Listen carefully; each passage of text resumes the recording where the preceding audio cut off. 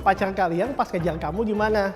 Nah kalau saya sih mungkin tipe agresif, yang saya suka banget SMS calon istri saya setiap hari. Tapi saya juga punya sahabat yang mungkin jarang SMS, tapi selalu perhatian sama calon istrinya. Misalnya calon istrinya tiba-tiba lagi sakit, ya tiba-tiba ada obat di depan rumahnya. Tapi dia mungkin nggak suka SMS tiap hari. Ada juga yang suka ngajak pergi tiap hari. Ada juga yang suka ngajak ngedate tiap minggu. Nah, tiap orang pasti berbeda-beda. Sama seperti pasangan. Ada pasangan tipe agresif, ada pasangan tipe konservatif. Mana yang cocok buat kamu? Mana yang baik buat kamu? Yang konservatif atau yang agresif? Tentunya nggak ada yang baik, nggak ada yang salah. Yang ada adalah cocok atau tidak cocok. Nah jadi cocok tidak cocok adalah sebuah pilihan. Nah sama dengan investasi. Enggak semua investasi itu cocok buat kamu. Ada beberapa jenis investasi yang cocoknya buat golongan A, beberapa jenis investasi cocoknya buat golongan B. Nah bagaimana kalian bisa menemukan profil resiko kalian? Nah kalian bisa mengikuti survei yang ada di bawah ini.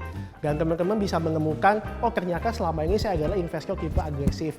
Oh ternyata selama ini gue adalah investor tipe konservatif. Kenapa ini penting? Karena biasanya alasan utama orang menyerah dalam investasi bukan karena imbal hasilnya jelek, tapi karena nggak cocok sama profil resikonya. Sebagai contoh, misalnya saya misalnya adalah investor tipe konservatif. Saya kalau misalnya lihat investasi saya drop 10%, saya langsung jantung saya mau copot, dan saya akan telepon teman-teman saya, dan saya akan nanya, ini investasi gue gimana nih kok minus 10%. Nah itu biasanya ada ketidakcocokan antara investasi yang dipilih dengan profil resikonya yang konservatif. Nah ada juga yang tipenya agresif. Tipenya agresif ditawarinnya produk tabungan atau produk deposito yang mungkin hanya kasih imbal hasil tetap selama setahun, dan ya imbal hasilnya selalu sama. Pasti yang tipe agresif akan bosen. Kok investasi gue cuma segini-segini aja sih, hasilnya cuma 6% setahun. Padahal mungkin yang salah bukan produk investasinya, yang salah adalah profil si investor dan produk investasinya nggak cocok. Makanya sebelum kalian mulai investasi, langkah pertama yang harus kalian lakukan, temukan dulu profil resiko kalian apa. Kalian tipe agresif atau kalian tipe konservatif.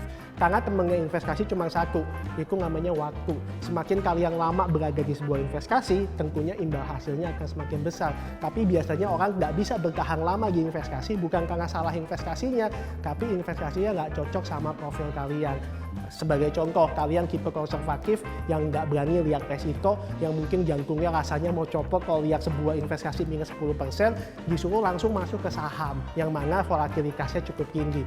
Ya tentunya kalian nggak cocok. Walaupun mungkin kalian membutuhkan investasi saham, karena emang saham biasanya cocok bagi generasi muda. Nah mungkin perlahan demi perlahan, teman-teman akan belajar, oh saya ini tipe konservatif. Jadi kalau saya mau ambil investasi saham, saya masuk ke sahamnya mesti perlahan demi perlahan. Misalnya sekarang saya punya uang 10 juta, ya 8 juta saya masukin dulu ke produk deposito, 2 jutanya saham. Tapi seiring berjalannya waktu, pelan-pelan saya menambahkan porsi kepemilikan saham saya. Karena saya tahu bahwa saya adalah tipe konservatif.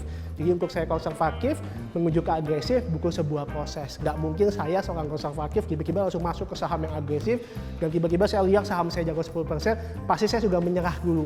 Padahal mungkin pasti akan menyerah, besoknya saham tersebut mulai naik, dan naiknya mungkin bisa 2 kali lipat. Jadi ingat, nggak ada investasi yang benar dan salah. Yang ada adalah investasi yang cocok atau tidak cocok. Dan cocok atau tidak cocok tergantung oleh profil resiko kalian. Jadi jangan lupa isi survei yang barusan saya share dan temukan kalian tipe yang mana, agresif atau konservatif.